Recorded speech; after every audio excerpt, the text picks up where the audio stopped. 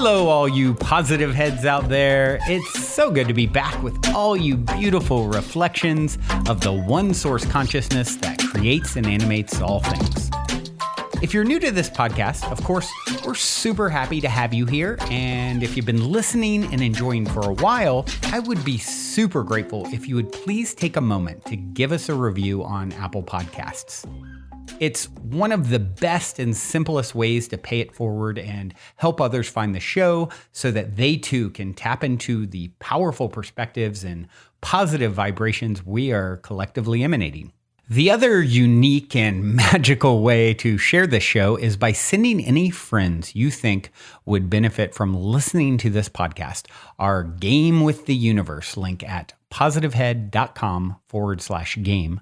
Also listed in the show notes, which will serve them up a quote-unquote random episode when they click it. Just instruct them before clicking the link to close their eyes for a moment and sincerely ask the universe to cue up the episode that contains the insight and perspectives that they most need to hear at this point in their life journey, and then click to listen to whatever episode is synchronistically served up to them. I have heard time and time again from people about the incredible results they received playing the game. So just tell your friends magical results are guaranteed or their karma back.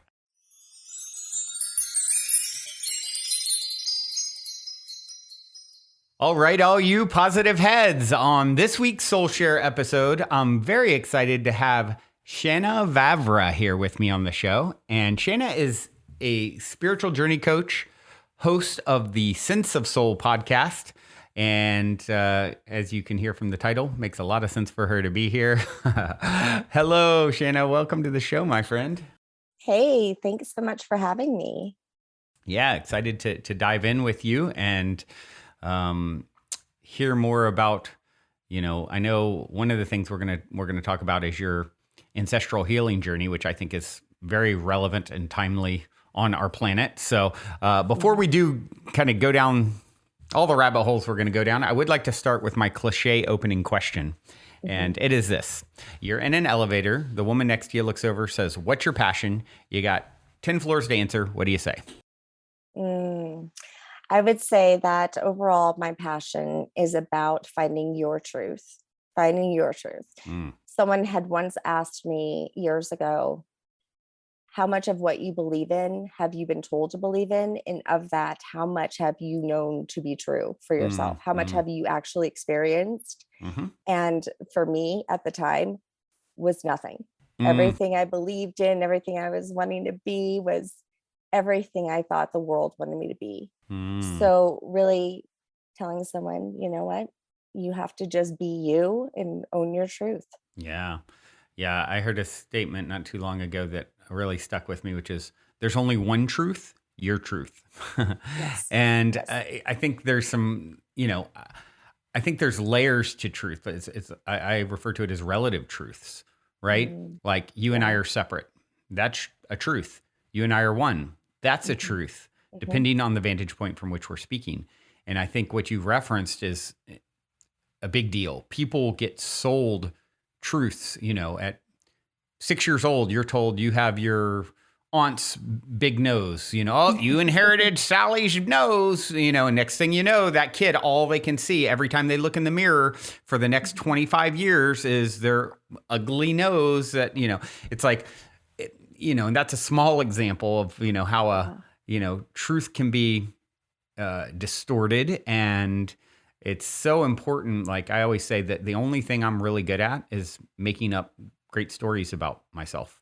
And, and that's the greatest superpower that I have is really the story that I will weave around whatever the scenario is. And I think that is really speaks to the, there's only one truth, your truth, because it reflects abracadabra. I create as I speak, and it's reflecting, your belief about That's so true. Any and everything, right? So if you would take some time here at the top of the episode to share a bit about your backstory. And like I mentioned, I know, ancestral healing is been a big part of your journey. So, please, whatever feels relevant to share in regards to that. Yeah. I would say that the ancestral healing that I've experienced is timeless. Mm. And that's kind of the beauty of it. And we all have ancestry. It's another thing that, we can all relate to. Well, I was We dropped all off by aliens, well, but you know. you might have been, yes. The rest of you normal people. Right. Yes. But I was in such a spiritual place when I discovered my ancestry. Mm. And so that is what grounded me. That kind of bring the balance into my life, because I was one of those that could have meditated all day. It was like a vacation. I was escaping. And it really just started with a fun little DNA test. How you can just, spit on something and in a few months they send you your. I've done it. Yeah. You've done it. Yeah. It was extremely boring. Oh, 99.7% European or, just well, European. I'm sure that I could take a look at it and make it interesting. Yeah. That's no, I mean, that's I interesting. I mean, to some degree, I mean, obviously, there was no surprises, I guess. Right. It's a better way Well, to say that. mine was very surprising. So I am originally from New Orleans, deeply rooted. And my mom is one of 7, grew up in the French Quarter. Wow. And yeah, just, actually, is today Mardi Gras? It is. And what's funny about that, my son, I'm not going to share the story now. I'll do it in a few minutes. Yeah, okay. It's some appropriate time, but I have a crazy New Orleans connection. My son wears literally a fleur-de-lis ring and necklace all the time because his roots on his mom's side are Cajun. We're probably related. We're probably related. And I have a great story I've shared on the show before about, my connection to New Orleans prior to his incarnation or meeting his mother, and like a deep connection. And so, yeah, I'll share that in a few. Yeah, but you go ahead. I didn't want to hijack your story. Because the other thing I have found is that if you are deeply rooted from New Orleans, likely you are related. In fact, I've not yet found one that hasn't been. Wow. That I could track back. Yeah. Wow. What a trip. It is. But, I was told that I was French and Italian my whole life. Okay. And my dad actually is from Missouri. He's from St. Louis, Missouri. My mom from New Orleans, and they met on the Mississippi River. My grandfather's from Missouri too. Got up. Dang. Yeah, those connections, the land too. And that Mississippi, I always say I owe my life to the muddy Mississippi because my parents worked on the presidentship, which was like a concert riverboat that everybody played on. We're talking like the Beatles and like Tina Turner and like everyone wanted to play on the Prez. And so. And your mom worked on this? Both. My dad was, and after my dad passed, I actually found the blueprint, like the actual blueprint of like the middle deck, the deck of the entire presidentship with like all of the original, I was like, I don't think he's supposed to have this. Wow. What a trip. Yeah. Which that riverboat no longer is on the river. It's like in the riverboat graveyard. However, we lived in New Orleans and, I had like your typical Louisiana family. I had a papa who was a shrimper, he trolled for a living, and had a momo in the kitchen who could cook the best gumbo. Shrimp Creole. Gumbo is my favorite food of all time. And what's funny, here's another little thing. So my son knows how to cook one thing that it was his favorite thing that I would make when he's a child. Red beans and rice. And so literally last night, he's like, he just moved back in. He moved out a few years ago with his girlfriend. They just split after 3 years. He just moved back in with me. And he's like, been here a few weeks now. And he's like, well, Dad, I know how to make one thing. I'll make dinner for you tonight. Red beans and rice. So I literally, last night he did that, but he makes it like super dry. And gumbo's like my favorite thing. So I had this gumbo mix. So I made that just to add to it. So it's not so dry. So literally that was my dinner last night. Oh my gosh. That is so funny.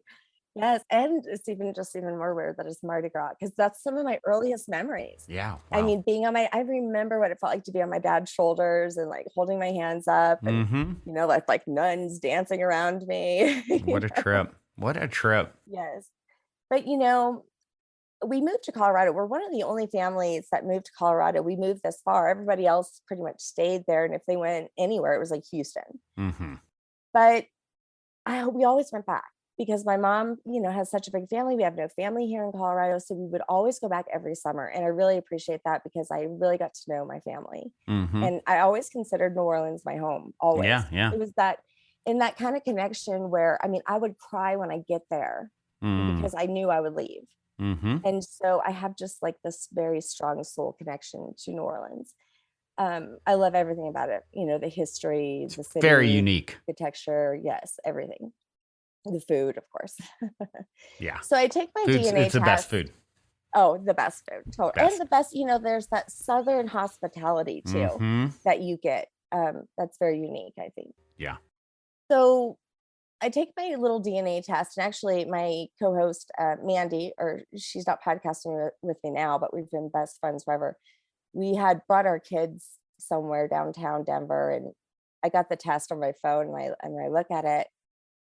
I wasn't 100% like shocked because I kind of knew that possibly we would have some African American in us. Mm-hmm. We oddly all are different colors. Like some of us are lighter, darker. Mm-hmm. Some of us have curly hair. Some of we have different characteristics. Yeah. And my mom and people in our family would always say, well, that's because that's the Italian. Uh-huh. Right. And okay. So then I'm looking and, I see that literally French Creole pops up as, they'll do it in like regions. Like definitely my dad was Czechoslovakian. So like I had like this region of Czech Republic. And then like Louisiana, French Creoles popped up. And then I'm looking at the like 900 so whatever DNA matches that I had. And I'd never heard of any of them. Never. Wow. And they were all like in the greater New Orleans area. Yeah. And they all had like the same last names. Yeah. That was the interesting thing. Mm-hmm. So I can't call my mom and tell her, right? I can't tell her this. Okay. I showed she up just would not be, she would not be, is she, why couldn't you tell her? I'm just curious. They grew up white in Louisiana. Right. So this is like a bad thing to her. Right. Yeah. And yeah, well, not a bad thing, but just would be very shocking. Right. We've lived in Colorado long enough that thankfully we don't have the strong bias that it's a closed-minded old school, like, of this imaginary line of separation between, it's true. Whites it's and like blacks, they're their own culture. Yeah. Right. Yeah. So that's what I thought actually, Brandon, but that's not what I ended up discovering. Mm-hmm. Because, I was 20, if I was 21, so it's funny. So I was about 0.25%. So that would mean my mom would be half. Almost half. Yeah. Wow. So that means her mom, right? Okay. So that's kind of how that works. That's a big percentage. It is. And especially not to know. Right. Yeah. Right. And so I called the one cousin who is in my generation who I knew I could call and talk to her about this. Yeah. Now I have a huge family. Like I said, my mom's one of 7. Her mom was one of 5. I have a huge family. Yeah. All from New Orleans. Yeah. And, they they don't know any of this. So I called the one cousin and I said, hey, you know what? I got my DNA test back, but I don't know who any of these people are. And I'm reading her off these names. And she goes, well, we're not related to them. They're French Creole. And I said, oh no, we're related to them. My DNA, says these are my matches. They're like first, second cousins and stuff. Yeah. Yeah. And I guess second, third cousins. And, yeah. She's like, that's so interesting. And I said, well, let me put together this tree so I could figure this out. Mm-hmm. Well, this is where the journey started because I couldn't find anybody. I couldn't find. Ancestry is a pretty thick database. Yeah. We're talking about, I can learn more about somebody in the 1800s than I can about anybody today. They have records, we're talking census records, government records, every time you move, residential records, voting records, social security records, you have anytime anyone's ever been in a newspaper, birth records, death records, all of it. So much you can learn. Right. And I can't find my grandparents. So, yeah. So I'm Googling now their names. I don't know why. And I find my great grandma in a book that had just been released 2 weeks prior. Wow. Yeah. It's called Jeez. Casborn Creoles of Louisiana. Wow. So I look at the author and I just decide to message her, like, I just found this out. I sent her a letter. I just found this out. And I want to know why. Not only is my great grandma in her book, but my grandma, my momo was in her book, my papa, everyone, all of them. Wow. She says, well, do you have a minute? I'll call you. And then she calls me and she says, you might want to sit down. Mm. And I'm like, okay. And she says, you have a very rich history. So basically, what happened is my great grandma had changed her name. She went from Inez de Plessis to Angelina Fazio, which is her mother's maiden name, who was a bit Italian, Fazio. Mm-hmm. So who she was, I mean, no one ever knew that she was, a de Plessis. She denied her brothers. She had to deny her brothers because they, had that last name. Yeah. I mean, I had discovered her brothers were living in the same city. Wow. Cousins were all of them were right there. So she would have had to, because once you pass, you have to pass. There's no going back. Mm-hmm. So what she lived in Plaquemines Parish, which is at the mouth of the Mississippi. Mm-hmm. And in Plaquemines Parish at the time when she passed in 1940s was ran by Leander Perez, who was the most racist. He wasn't just actually like a mayor, or he also was like their like judge at one point. And for most part, he went, even though he was, I think, the mayor for like 20 some years, he also was a judge. I mean, he was everything. He ran the town. He was the law. Yes. Yeah. And he was very much against, he said he wanted a segregation. So he was against the mixing of races in schools. He was very, very much against that, and very public. And he was an awful man. Yeah. Awful. Wow. So, and how someone I think he was in office for 40 years. Wow. In a area that was primarily of color. Wow. So how would he even stay, right? Yeah. However, things were different in Louisiana. Mm-hmm. At the time, even, you had, I think it was the governor was part of the KKK. Yeah. Wow. Mm-hmm. In He the was like 40s. the head of the KKK. Yes. Wow. Very corrupt, lots of corruption. Yeah. So I had to learn this because I needed to understand, why would someone deny who they are, deny their culture, their name? Got it. And keep this such a secret. This is an 80-year-old secret I'm discovering, and she's no longer with us. So yeah. I can't talk. And actually, my momo had just passed too, but she would have had to have known because she was the oldest of the sisters. Mm-hmm. So I finally put in her real name into Ancestry's database. And what I found out is that she not only changed her name, she changed all of her children's names. Wow.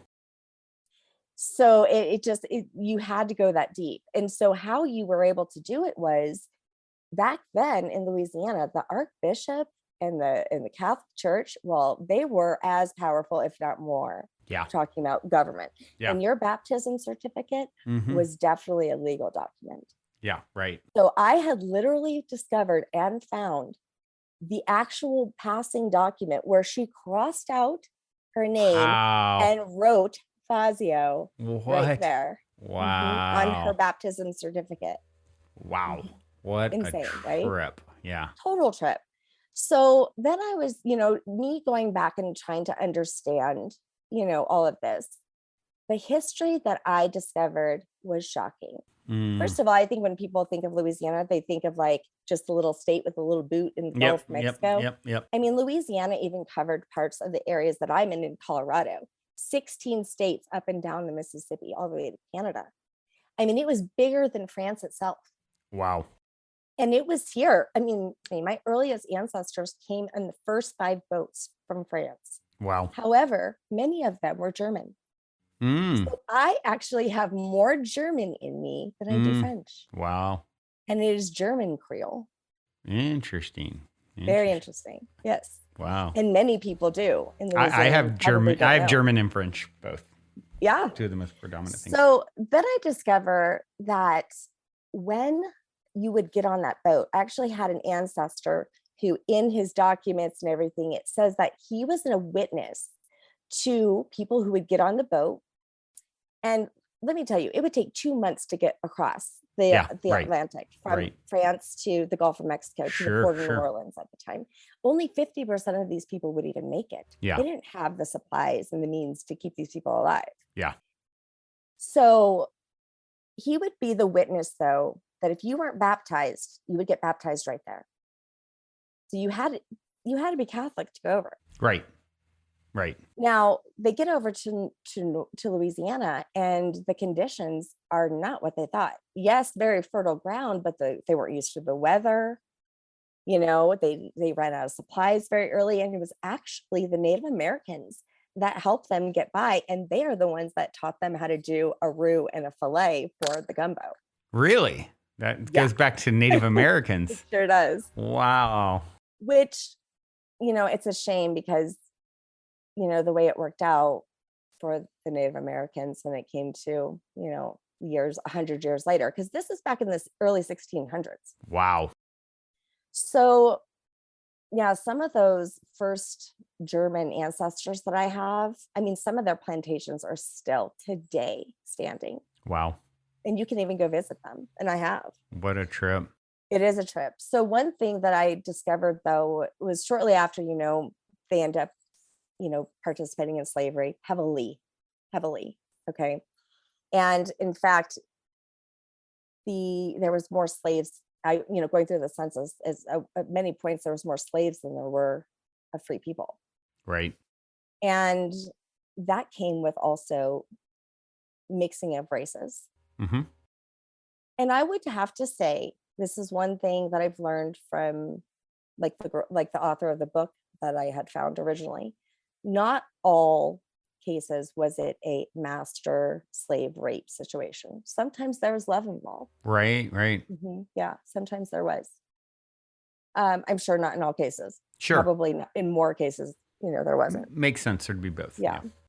However, so for the longest time, I would say for the majority of the time that Louisiana was France, going back and forth from France to Spain, you know, ownership, the majority of the race was a mixed race, was mulatto or M.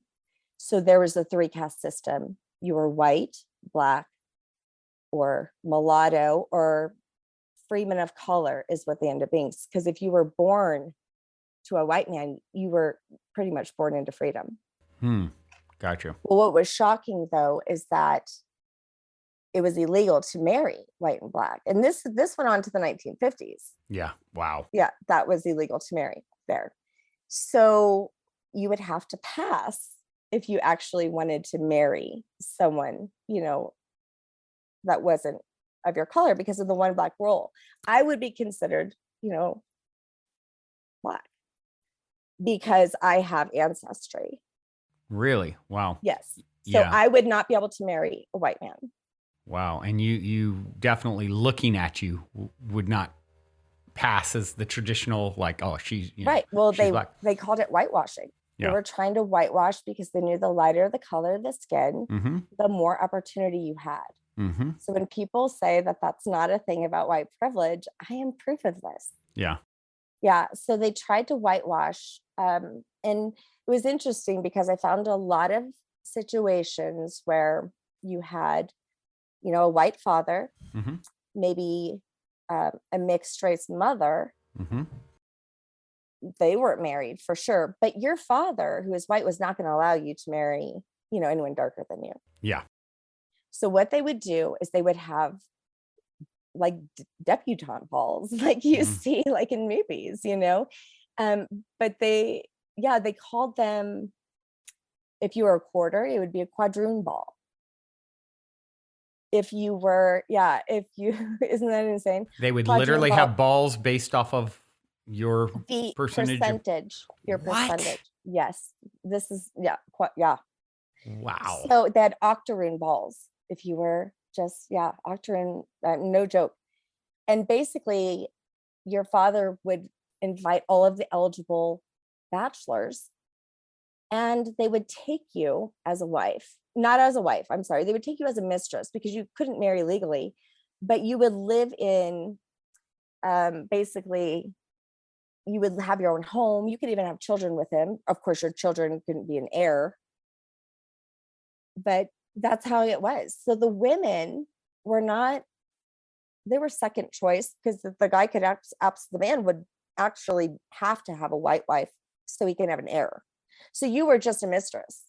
And this is how the French Creole, or the even German Creole, they didn't realize, the Creole women, this is how they lived. And so really it made a lot of sense why the women in my family Change your name. are so into their kids in church, and because that's really all they had. Yeah. Wow. Wow. So for you, uncovering all this, obviously, you know, here you're bringing all of this to light, and as a person who is focused on healing in general, how did that ripple out into, you know, your personal and collective, you know, healing of this sort of wound, do you feel? Well, I feel like I accepted it very well for Mm-hmm. myself, Mm-hmm. and my children did as well because they're born here in Colorado, you know, very, you know, that we grew up in a very diverse area. Mm-hmm. And but I was angry at Mm-hmm. first. Yeah. I was angry. I was Yeah. angry with humanity. Yeah. And I was angry that I didn't know. And at that point I wanted everyone to know. Yeah. I wanted my family to know. And so I did tell all the cousins that I had, and I said, you know, I'll leave it up to you whether you tell your family, your parents. Mm-hmm. And you know, a lot of them didn't want to know that. Wow. And a lot of them thought maybe I shouldn't talk about it. Jeez. And I just said, that's the problem. Yeah. We've been hiding it all this time. That's the problem. Yeah. I was like, we have a beautiful, rich history. We have relentless, amazing historical people in our tree, and you wouldn't be here without them. Yeah. All of their stories, they live in you. Yeah. Right. And, you know, one by one over the years, I'd get a call. So tell me about this. So tell me about that. Yeah. Right. Right. And I've, you know, and I've showed them pictures, because I mean, it's amazing the things you can find on Ancestry. You know, it's truly, it's amazing because, you know, as I begin to share, I started to feel them within me. I mean, I truly started to feel the fire of the women who had never been able to speak. Yeah. And who had denied who they were, denied their culture, their color of their skin. I mean, using, you know, bleaching for their skin. I mean, I've seen it. Wow. You know, straightening their hair out and trying to look right. And I felt all of it. And I knew that they had prayed one time for someone like me, Brandon. Yeah. You know, they had prayed that you are the answer to their prayers. Yeah. Yeah. Wow. To be free enough and to tell their stories. And so it just became very powerful. I could see it in my children that this had stopped with me. Yeah. Right? This had stopped with me. Yeah. And even though, you know, I mean, it's not an easy road, because Ancestry is not for the faint-hearted. Yeah. There's not a lot of good that our ancestors went through, but they were very strong people. Well, it's very. And it's I think it's such an important piece of Ancestry and all the hardship that, you know, varying degrees of hardship that, you know, each of our individual lines went through, you know, and everyone. And certainly there's a lot of focus in recent years on the healing, you know, and the journey of African Americans. And so, you know, as you've uncovered this and your connection there, you are, I would say, really uniquely positioned to speak on it. Like, Like if I'm going to listen to it, it's like I can only say and do so much as a, very white cis male, like Yeah, with your experience. yeah, right. With my Yeah. experience, it's like, okay, I get so much, airtime Yeah. in regards to this matter. I'm just curious where this has led you with, what you think the current state of things. Because obviously there's been, this is a conversation that I've had recently, about what I see with it. And you tell me, your lens, please. I'm so focused. I mean, this whole show is about remembering, coming together with the truth that the separation between us is an illusion, right? Yeah. And yet I'm still, of course, speaking from a white male, vantage point and white male's experience, in this physical life anyway. And so, what I see that I think I understand it, but it seems like what we do whenever we realize there's a problem, like, right, like there's, African American culture is getting like a lot of attention. Like we need to elevate, and this at this time on our planet, and yet I also feel like the pendulum sometimes we swing it too hard, where it's kind of like funny to me. It's like there's been so much segregation and so forth, and then it's like now let's do more of it. Like now let's balance it out. This is my perception, and tell me if you see it differently. It's like now let's create more separation to balance it. And I'm like, how about we don't do any of that?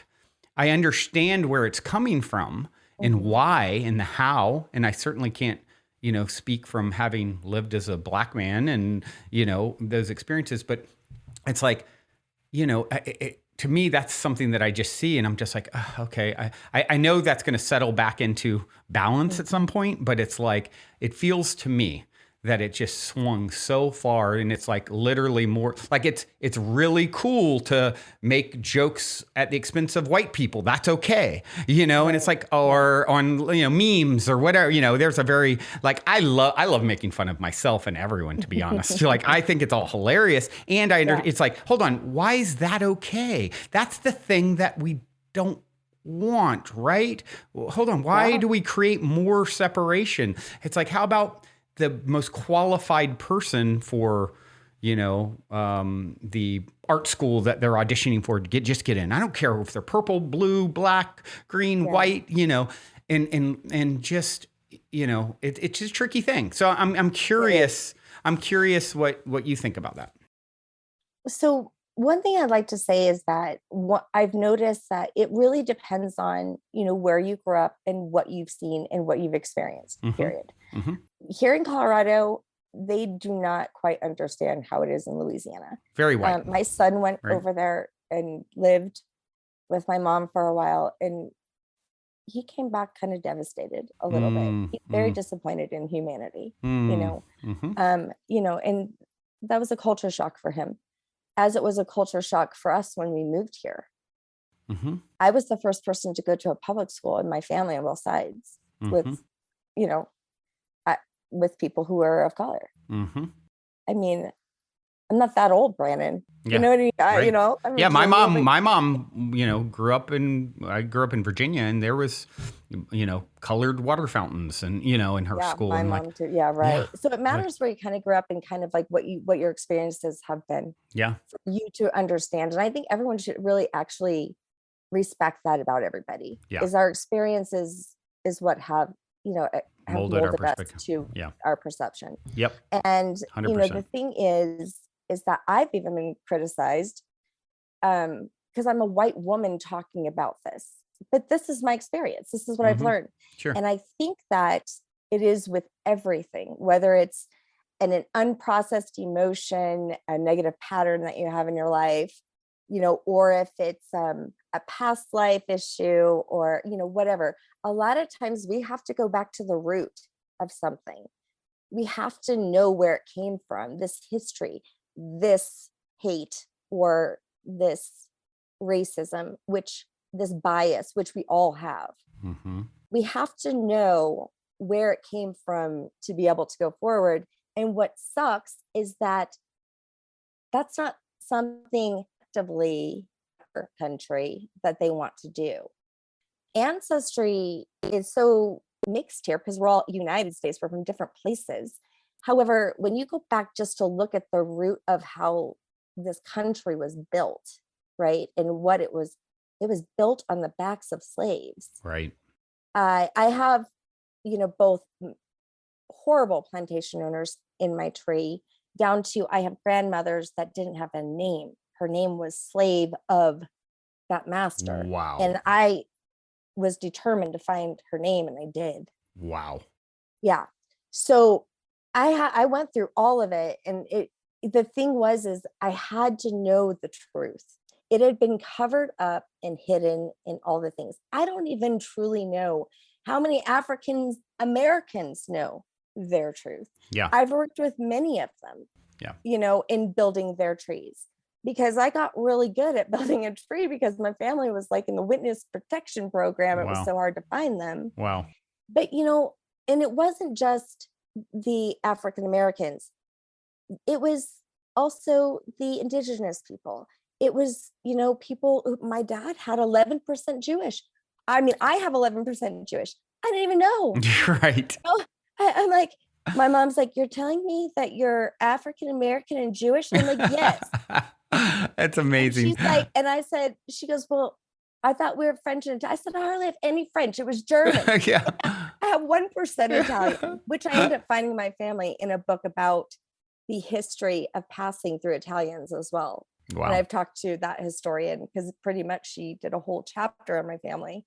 Wow. But so I think that it is, a lot of people say they don't want to, it's such a sticky topic when you talk about politics, but like the whole critical race theory and all this, taking out, certain pieces of history, or not wanting to share the pain. Mm-hmm. More than anything in this journey, you cannot pretend pain actually is how we get higher. Yeah. Right. How we, triumph over everything. But we're stuck in the pain because why? Because we don't know what the actual. You need to bring it to the surface. From. Yeah. Right. Yes. It's being repressed, and uncovering the truth and processing that truth. And I think that's what we're collectively doing as a society. Yeah. And I think that's going to look wonky sometimes, and everyone does it in a different way. With everything. Yep. It's with all of the things. Yep. It's, for so long, we've just been taught to mask it, cover it up, you know, we've been put in this box of what looks like the perfect American, perfect human person. Yep. And, I've had to grieve that because that's just not the case. Right. Well, wow. I mean, I applaud you for, being willing to bring the truth to light. And, one of the things that, speaking of uncovering the truth too, that is a little bit of a shift in gears, but relevant in a way, is I know you've went really deep down the path of studying like the Gnostic Gospels, and that's another sort of iteration of truth being repressed and the history not being fully brought to light. If you would, I'd love for you to just speak a little to that as well. Oh my gosh. I feel like I'm the most defiant in my family now. Aren't we all? Very deeply rooted Catholic. Aren't anyone who's listening to the show that person in their family, right? Yes, definitely going against the grain. Yeah.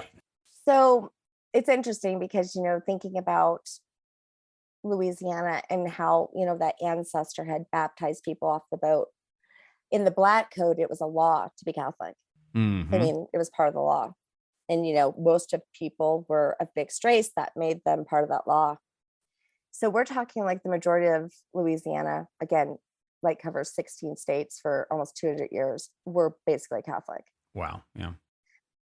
So when I had come across, I think the first book that I read was the Book of Thomas. Mm-hmm. And it's a beautiful book. It's one that I would suggest no matter what your religion is, I think that you would read it and anybody could, connect to it, even those of, Catholic faith or Christian faith. So in, I think it was in the 1940s, again, must have been a hot year. It's when my parents were born. Right.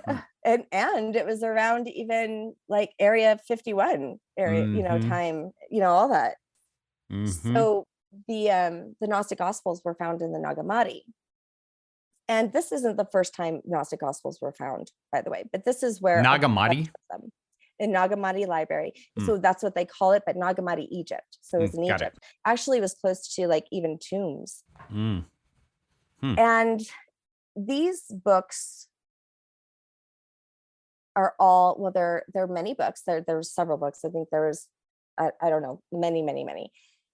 They are written in, I think most people say like around the 2nd century, which is when most of the New Testament was written and many of the Gospels in the Bible was written. Yep.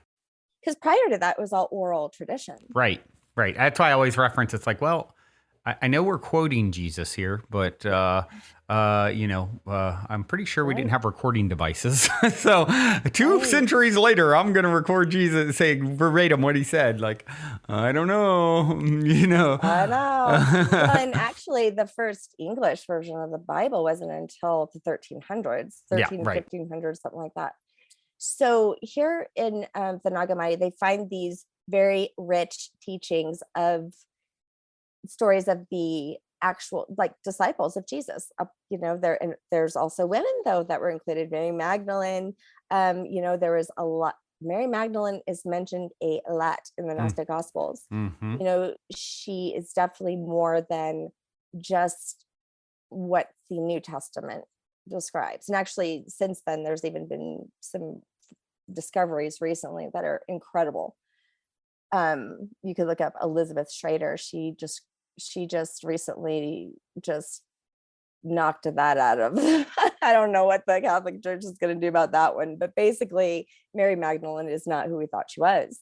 And there's John and there's James and there's this just very raw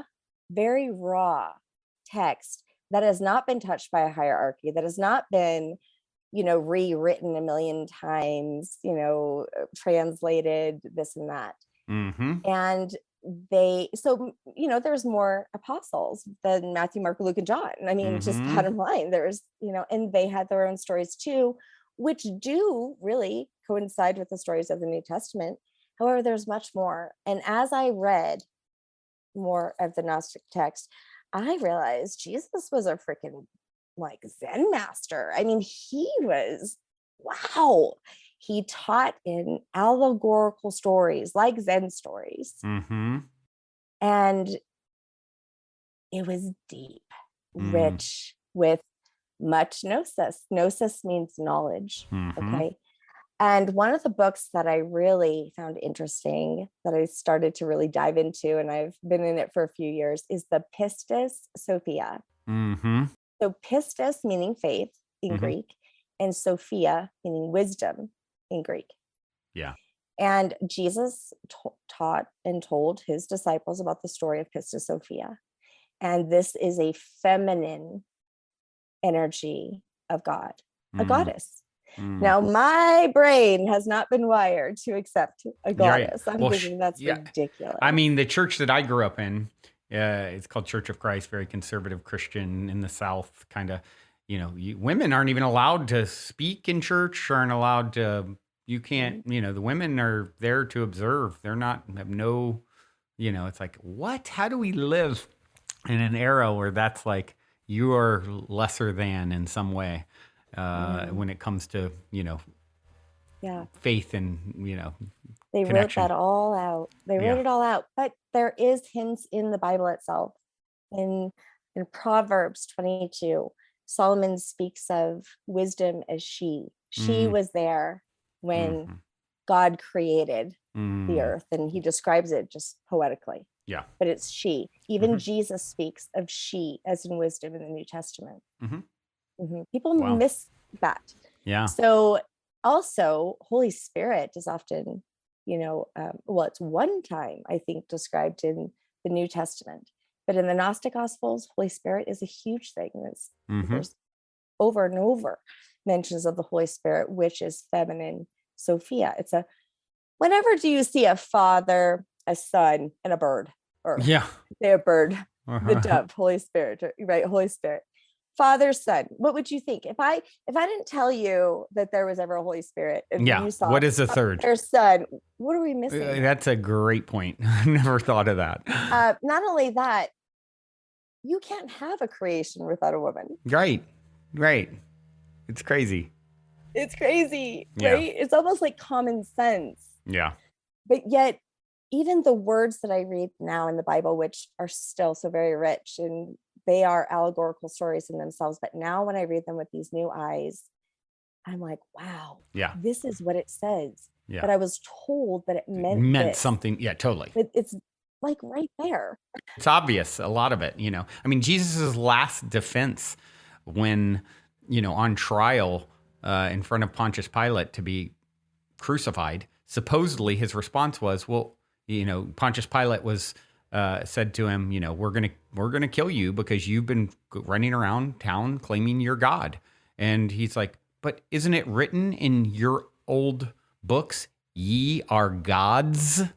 With an S. That was like his defense. Like, yeah, we're all God, yes. He was just teaching, what we're saying. It's all one. I and the Father are one. You'll do greater things than I, he's, said. It's like, hold on. That would make if Jesus is truly on this pedestal that needs to be worshiped, how would the statement, you'll do greater things than I, ever make sense? I know. Right? He said the kingdom is inside of you. Right. Yeah. It's inside of you. And in the Gnostic Gospels and Thomas, he said it is also outside of you. Mm-hmm. And when you come to know yourself, then you'll be known. Mm-hmm. And one thing I also discovered is when he speaks, there's a beautiful Gnostic text called the Trimorphic Pentanoia. And it describes Sophia as the first thought. Wow. And that Jesus was the word, right? Everyone knows that Jesus is the word, right? Yeah, right. Well, the word became the law, right? Mm-hmm. But what they took out was thought. Mm-hmm. And that has been until now. We've not been able to think for ourselves. This is what is, right? This is the law. Have faith in the word. There's no thought. There's no thought for yourself. In fact, thought became heresy, which means choice. Mm-hmm.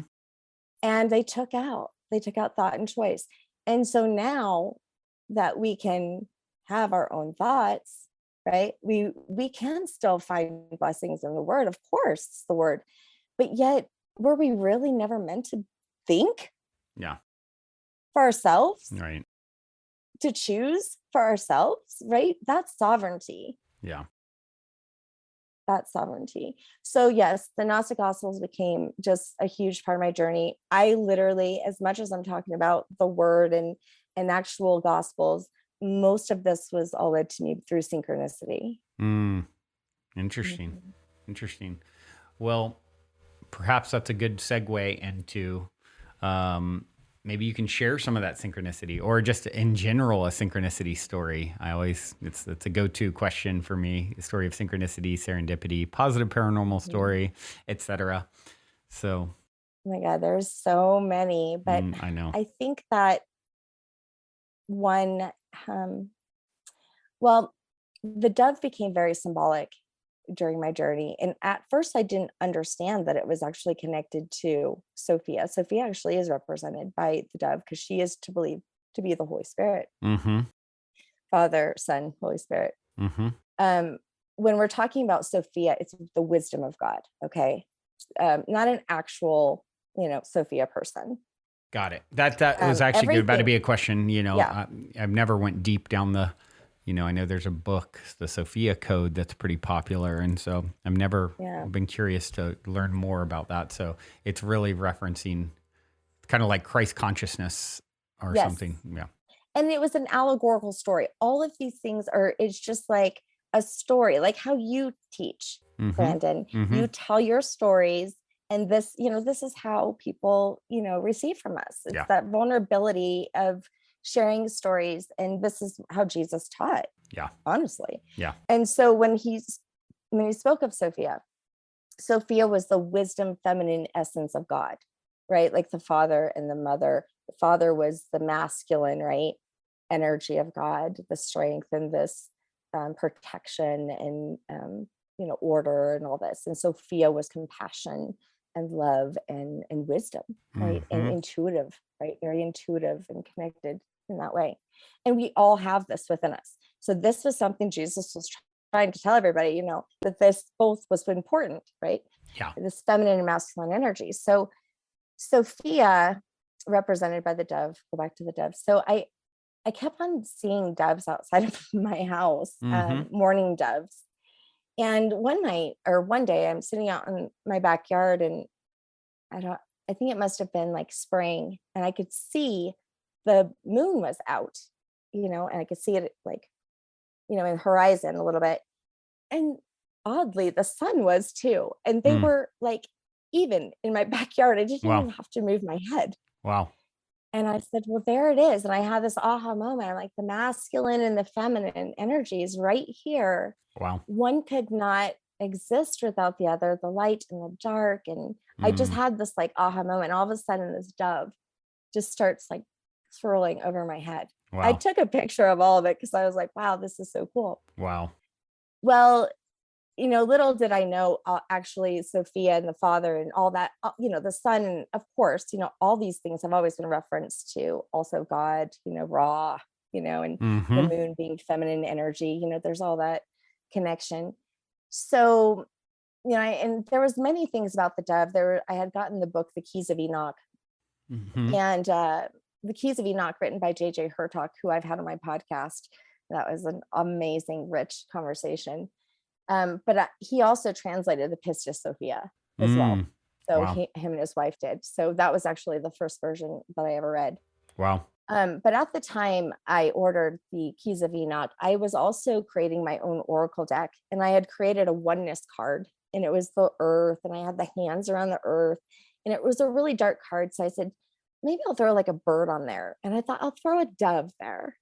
So I make this card, and all of a sudden, my doorbell rings, and I get the Keys of Enoch in the mail. Wow. And I open it to this page, and it says Return of the Dove. And it's a map of the world with a dove, like in ley lines over it. Wow. And I'm like, oh my God, I just made this.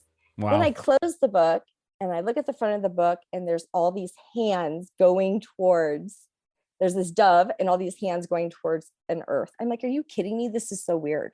Wow. That's actually the day that I contacted JJ Hurtak, and they agreed to come on my podcast. Wow. But months later, I was outside. Actually, I've been working. The Sophia journey takes you down the roads that you would go down, like to the Da Vinci Code, right? Because Mary Magdalene is also in the Gnostic Gospels. So if you follow Sophia or Mary Magdalene, you're going to end up Da Vinci Code, secret societies, Freemasons, Knights of Templar, Rosicrucians, ancient mystery schools, stuff like that. And I was working on Jesuits. Actually, I was looking to see if there's a connection with the Jesuits and the Freemasons.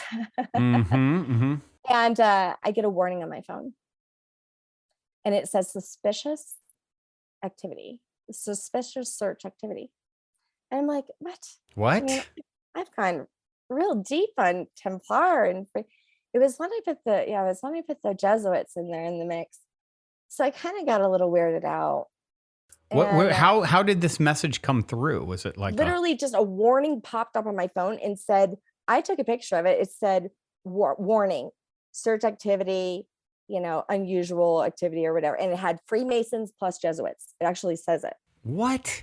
Yes. Who in the world is implementing that? But then guess what? About an hour later, my son's letting his friends out the house, and it's at night, and a freaking dove drops dead on my porch. Oh my goodness. Whoa. Yeah. Of course, now, I don't know if you've ever been to DIA, Denver International Airport. Mm-hmm. They have this mural that's like totally screwed up. Like, why would you put this in an airport About with like a gas fan? Is it reptilian? It's saying something about reptilians I underground. mean, they have people killing, children on this mural. And then they have this gas man knifing and killing a dove. And then like down over on the corner, you have you have the time capsule that says Freemasons and New World Order. Wow. So that popped in my head. So I got a little weirded out. I was like, well, I don't think I'm going to. Isn't that the airport where it also makes a joke about like on the walls about like people think there's reptilians underground? Yeah. Yeah. They do have an underground. What a trip. Yeah. So, but so I actually got a little freaked out. I didn't research for a while. And then I decided, you know what? I have a mini series on all of this stuff. And I was on that journey looking at the dark side, but you have to. It's just where I landed. It's part of it's part of the journey. I said I'm going back in. I was like, I'm not gonna let this scare me. I go back in. I actually discovered a lot of amazing things, and like the next week, I was outside my front porch again. My daughter's playing out in the front yard, and it was like around Halloween, Thanksgiving, and I had this harvest wreath on my front door, and I had been seeing the lone dove, which is so sad because doves have mates, right? So they have mates for life. So it was just a lone dove around. And all of a sudden I see this little bird trying to come to my porch. And she's scared because I'm there. So I decide to be very still. The bird makes it up to my wreath. It's a baby dove. Whoa. Yeah. There's two of them in my wreath. So here I had this death of this dove, and then a few weeks later, a rebirth. Wow. Return of the dove. Amazing. What a cool story. And Strange, I think a lot of times those fearful things pop up, to test us if we're going to give our power away to the fear. And I think once you, like you did, you're like, okay, what is the story I'm going to tell around this? If I tell the story of, oh, this is popping up as an opportunity for me to face and overcome fear, as opposed to submit and, allow it to dictate. It's sort of, a rite of passage, I feel, on this journey for us to face the fear and the darkness and to realize it's smoke and mirrors. When you are in your heart, I believe it becomes the equivalent of like smoke and mirrors when you're in your heart and you can stay in the vibration of love in the face of it rearing its head. I believe that is the energy that it cannot feed off of and therefore persist in our fields. Totally. I mean, I just felt after those, at first I was in fear, Brandon, and I was like, I was scared. I was like, that's crazy. Yeah. And I was like, how much power, or like, what? Yeah, right. And then I was like, you know what? I've come this far. I mean, I've stood up against the Louisiana government. Yeah, right. When it comes to some of the things that I've exposed. And it was very odd. I started to draw a picture of Jesus. And for no reason. And that kind of was when it was like later on that day was when I decided to go back into the research. Because I didn't even put that together for a while. And I was glad I climbed out of the dark. I climbed out of that. I didn't stay there very long, but I had to face that. I had to learn about it. I had to make sure that whatever I was sharing, I wasn't taking people down the wrong path too. Yeah. Wow. What a journey. Well, if you care to hear, I can share my New Orleans synchronicity story real quick. Yes. And I've shared this on this show before, but I'm sure for a lot of listeners they've never heard. But yeah, so my second girlfriend, probably at 20 years old, 21, something like that. She was from New Orleans. She had actually grown up most of her life in Southern California, where I now live. Her dad was originally from New Orleans. She had just moved back, and then I went to a Christian college in the South, and she went to school there too. After having just moved back to New Orleans, as a just after high school. And her dad owned a company called Orleans Seafood. And she was my second girlfriend. We dated for a few years. And I spent time she lived in Mandeville, which is that's where my family lives. Oh, wow, of course. Oh, yeah. So that's just over the causeway, which it's the biggest bridge in the U.S., isn't it? It's across the Lake Pontchartrain. The longest bridge in the world. In the world? Oh, okay. I didn't recall that. Water. Water. It's huge, and it goes from New Orleans to, and it lets you out in Mandeville. And so, I spent probably a month in the summer down there with her. Went to Mardi Gras, with her. The only picture I have of her, me and her, weirdly, is of me and her at Mardi Gras. And so anyway, so I spent the summer down there in Mandeville, and I just fell in love with she was also going to chef school. So she, here her family, her dad's, owns Orleans Seafood. She's going to chef school. Turns out I like good food. And so, I got where I was going to get crawfish every day, summer, like $1 a pound, or something at the time. I'm like, these are amazing. And, gumbo and jambalaya and crawfish etouffee and all. I just fell in love with all of it. So we break up, after a couple years, and I live in Nashville at the time. And I'm like, I'm craving Cajun food that she had really turned me on to. And so I find a little hole in the wall place called Bros, spelled BRO apostrophe S. It was actually spelled BRO apostrophe S, Cajun. And okay. But then if you read the menu, the owner's last name is actually Breaux. He's from Brobridge, Louisiana, and you could read about him. And it's a hole in the wall little place. And I used to take my friends. Oh, it was so good. And I used to take my friends got so tired of it. Like, Brandon, we do not want to go to Bros 3 times a week. I was obsessed with this food. And so I ate there all the time. So fast forward a couple years, I meet my child's mother in Nashville. I end up moving to Southern California. She comes with us. She very quickly gets pregnant after we're in Southern California. We go back for a visit. I think when she's pregnant at this time, or somewhere around there.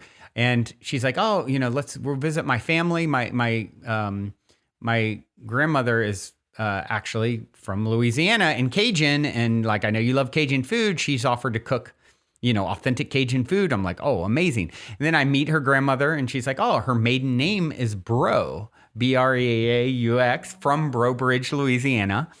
And then, I end up having a child with her granddaughter. Yeah. So that's my son's, basically I'm eating food 3 times a week from relatives, I'm sure, of future relatives of my son, That is so, isn't that so cool? Yeah. Oh my gosh. So that's my connection. When you said about the fleur-de-lis, that was one thing. Oh, my whole house is full of fleur-de-lis. When I came to Louisiana, when I came from Louisiana, I brought it here to Colorado. Everything I just was all about, keeping that here. And doing my ancestry, I discovered this horrible court document that one of my ancestors was in court, and he had a slave that kept running away. And the first time he ran away, they broke his legs. Jesus. And so the one thing about French rule was that you couldn't just punish your slave. You had to go before the court.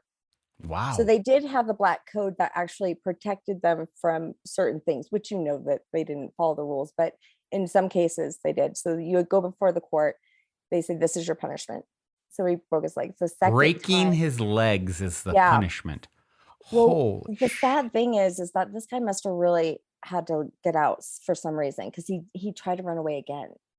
And this time they branded his face with a fleur-de-lis.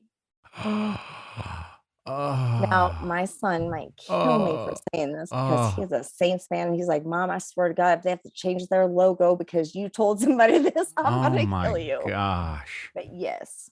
Oh, so, man. I'm thinking, do I even tell my son this? Is this going to ruin his, I know symbolism, I mean, so at first I wanted to just pull them all down. It was Yeah. horrific. Yeah. But then Wow. there's so many things I think in all of us, even the bad, we have to honor that bad too. Right. Right. Right. I don't honor the man who did it, Right, but right. I honor the What bad. good what good does the fleur de lis symbolize, right? Right. And Right. hopefully Well, there is some of that somewhere in the stories. isn't that crazy? I know. God, It, I know. it's a My son, I beautiful told my son I design wouldn't too. say that public. It is. However, yeah, it means so much more to me now. But it's Mm, not even so much that it means all negative, but it just means that there's a history that I am exposing yeah. that needs to Wow. be told. And, Wow. you know, sometimes there's a lot more behind symbolism than we know. Whew. That's a lot. I know that was a damper. Well, and I'm really grateful that you like, it's like the dark underbelly. Like, so if you could though, share for me what does you've obviously put the fleur de lis around your place and decided to stick with that. I What did. does it symbolize for you in a positive sense? I think that it actually does show in some way. Louisiana is so traditional. Hmm. All right. I mean, they're almost like their own culture. It really is. It's New Orleans is like its own thing. Yes. And it's a symbol to me that what once was actually and what is today. And it just shows that we have evolved, right? That to me, it has shown, it to me has a very deep meaning of we've evolved because for one, I thought I was just French and Italian. Yeah. So that French part isn't as potent to me anymore. So that symbol doesn't really show just France to me anymore. And it doesn't just mean um, Saints. Who dat, which I love the Saints. And Yeah. now the Broncos, we just got Sean Payton. That's amazing. So we need something. But yes, so now it truly actually means to me that a history that is rich, that has evolved today, but yet holds still so many secrets. Yeah, It's like reclaiming these things. It's like I know it is a the reclaiming. swastika, for example. Yes, I was just talking to was my friend, taken. and yeah, it was taken, and that's a Yes, really positive meaning. And so I forget the details of it, but it's like, exactly. Yeah, it was actually. I think it was from actually meant peace, and it's called the mm, Anahara, I believe, or something like that. Yeah, yeah, I mean, and it started out with a beautiful meaning, and so, but that's just it. I mean, I sometimes have my students because I teach Reiki too, and yes, it's great. This is a symbol. This is a master symbol, but I actually have them close their eyes and make their own symbol.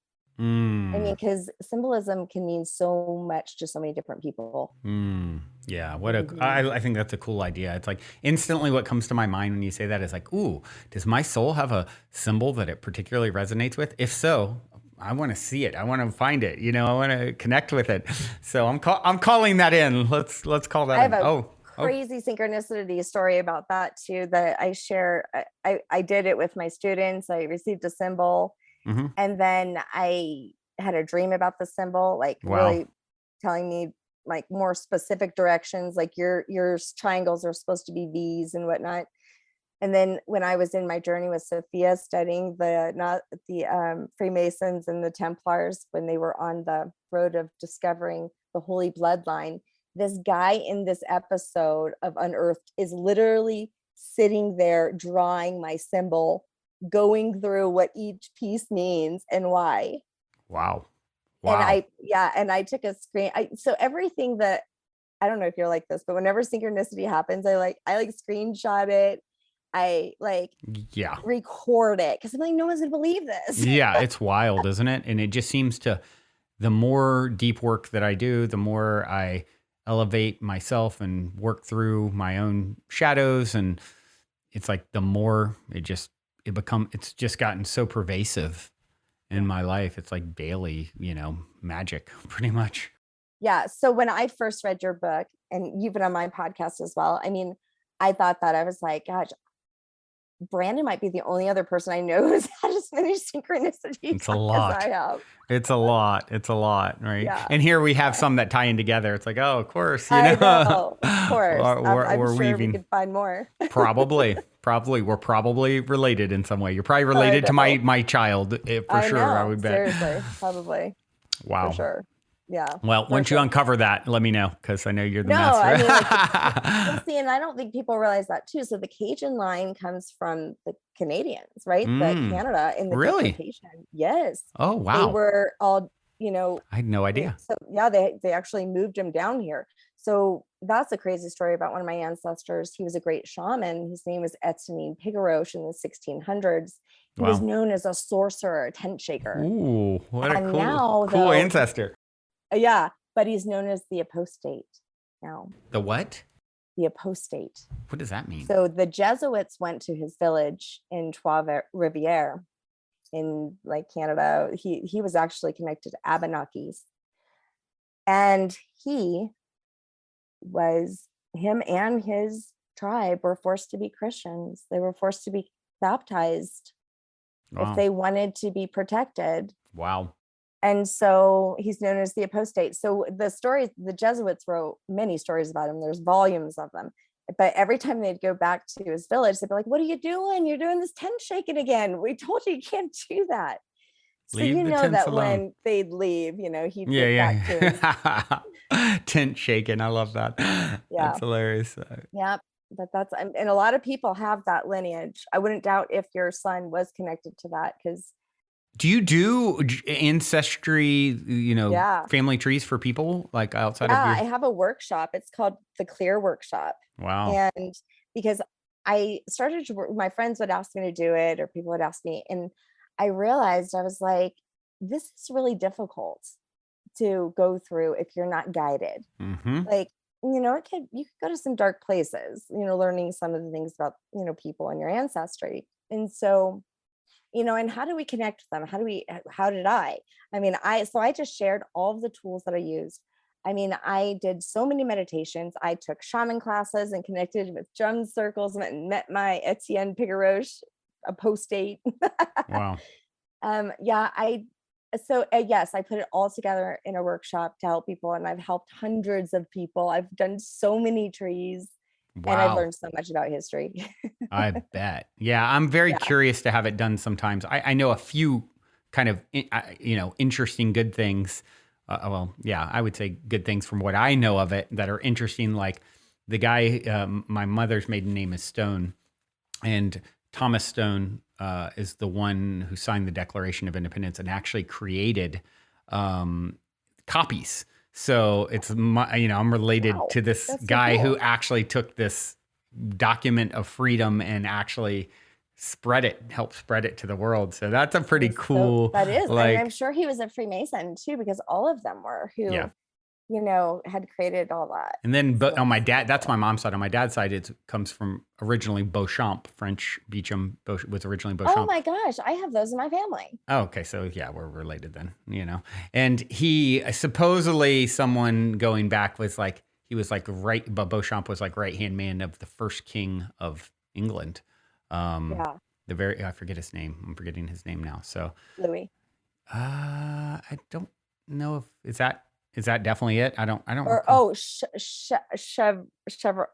Chevalier.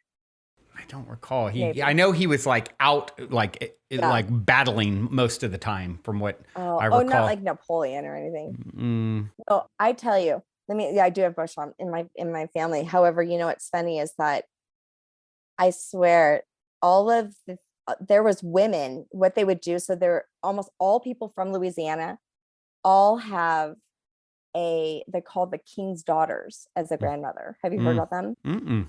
So basically there were so many men here in Louisiana building, right? Because they were working. They didn't have enough women.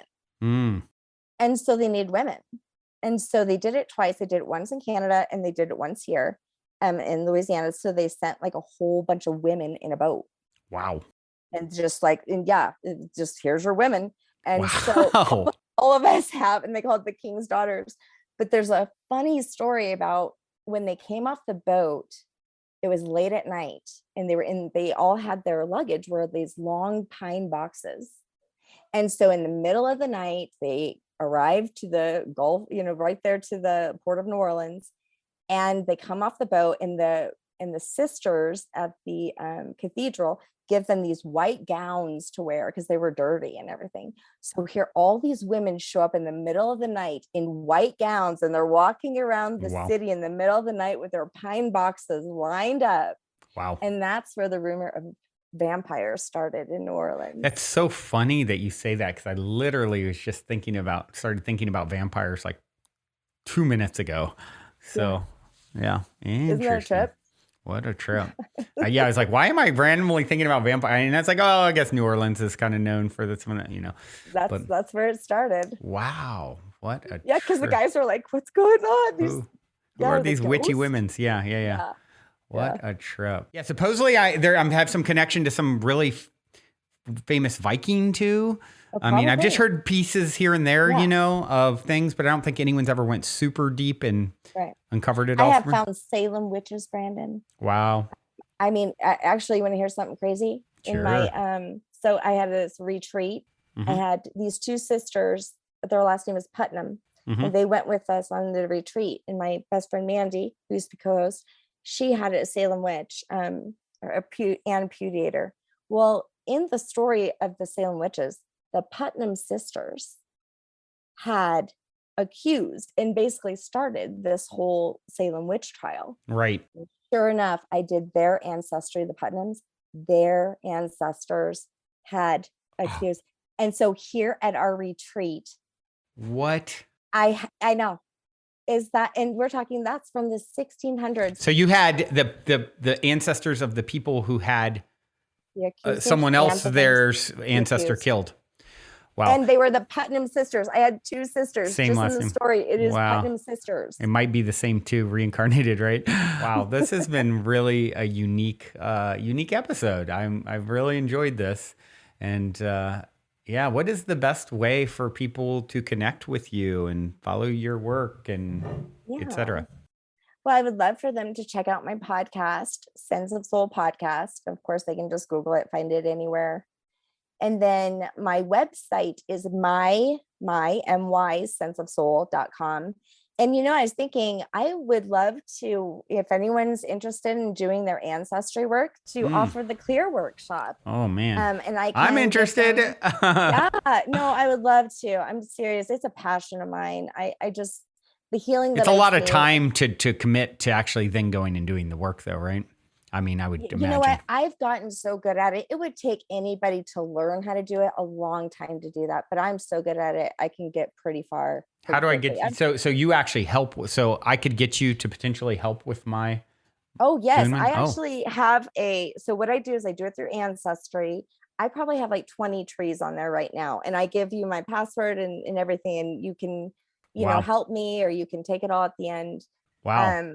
But then we go through it. We have a conversation about what I found and what that means to them. And there's so many activities and things that we do. What a cool thing. Yeah, it's fun. But I mean, I could give you guys 50% off if you go to my website. And what I'll do is I'll just do a special code, Brandon. And what would be a good code? Positive head. Positive head. There we go.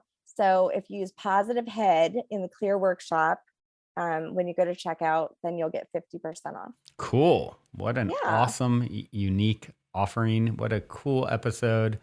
Super enjoyed this. I do have one final question for you here. It's my cliche closer. And it is this. In 60 seconds or less, what is the meaning of life according to Shanna Vavra? Shanna. So I believe the meaning of life is if you find yourself, ever in the chaos, in the dark, like Sophia did, this story of Jesus that he taught about Pistis Sophia. You find yourself in the chaos, you work your way up the ladder, you continue to keep going up, and you find your spark within. You reclaim your power. If you ever feel like you've lost your power, I think that's what life is supposed to be about. Is that perseverance to continue to grow and evolve and finding your spark within. I love that. I love that. Well, this has been awesome. Thank you so much for taking the time to come on. And yeah, that was cool. And thank all of you for tuning in your beautiful brainwaves and incredible hearts. Until next time, journey well.